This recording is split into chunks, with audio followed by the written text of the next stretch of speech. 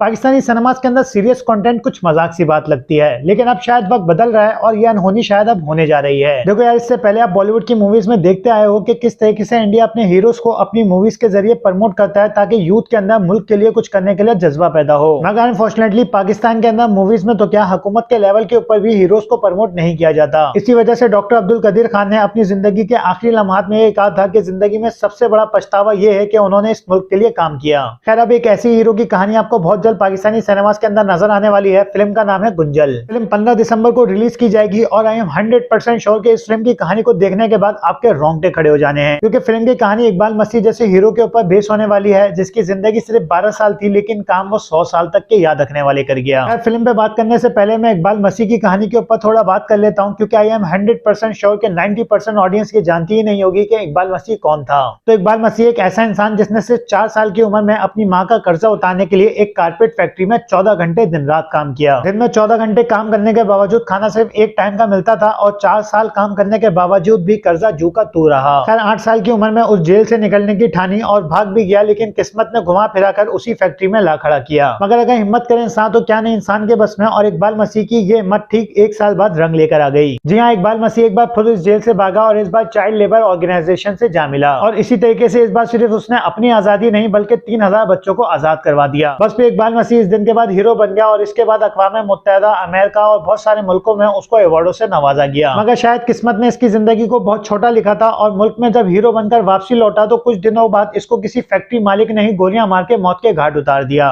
तो बस गुंजल फिल्म शुएब सुल्तान की डायरेक्शन में बनाई जाने वाली एक ऐसी फिल्म है जो इकबाल मसीह की जिंदगी से ज्यादा उसकी मौत के ऊपर ज्यादा टारगेट करने वाली है। इस फिल्म के लीड कैरेक्टर के अंदर आपको अहमद अली अकबर नजर आने वाले हैं। फिल्म में ये एज अ जर्नलिस्ट हैं, लेकिन काम ये कानून वाले कर रहे हैं। जी हाँ, फिल्म में इकबाल मसीह का कत्ल होने के बाद इन्होंने बात ठान ली है कि ये साबित करके रहेंगे कि इकबाल मसीह का कत्ल एक इंसिडेंट नहीं बल्कि एक कत्ल था। खैर, अहमद अली अकबर के अलावा भी इस फिल्म की कास्ट में कई बड़े नाम शामिल हैं जो इस फिल्म को सुपर हिट बनाने में अहम किरदार अदा करेंगे, जिसमें top of the list Ahmad Ali Bhatt हैं। वैसे तो ये आपको कई कॉमेडी रोल्स के अंदर नजर आते हैं, लेकिन इस फिल्म के अंदर काफी सीरियस टाइप का रोल करने वाले हैं। इनके अलावा रेशमा, जिनको मैं हमेशा से पाकिस्तान की रवीना टंडन मानता आया हूं, वो भी इस फिल्म के अंदर मेन कैरेक्टर के अंदर नजर आने वाली हैं। बाकी सपोर्टिंग कास्ट के अंदर आपको आमना इलियास और सैयद मोहम्मद अली जैसे कैरेक्टर नजर आएंगे। तो 15 दिसंबर ये डेट जरूर याद रखना, क्योंकि इस फिल्म को मिस करने की गलती से भी मत कर देना। एकदम कमाल का दमदार कंटेंट होने वाला है, जिसको देखने के बाद आपका पैसा वसूल होने वाला है। चलो फिर मुझे इजाजत, मिलते हैं फिर नेक्स्ट वीडियो के अंदर। अगर वीडियो अच्छी लगी हो तो सब्सक्राइब जरूर करते रहिएगा।